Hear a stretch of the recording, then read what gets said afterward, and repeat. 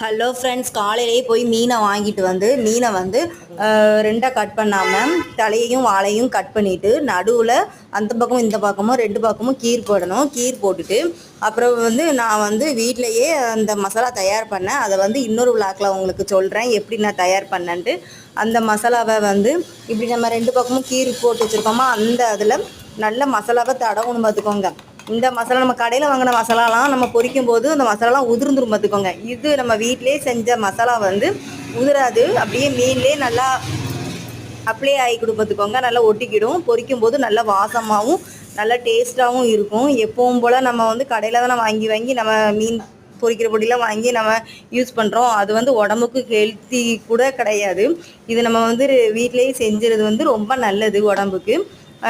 அதுக்கப்புறவு நல்ல மீனை ஃபுல்லும் நல்லா ராவி வச்சுட்டு அரை நேரம் காய வச்சுட்டு பொரிச்சு எடுங்க. ரொம்ப டேஸ்ட்டாக இருக்கும்.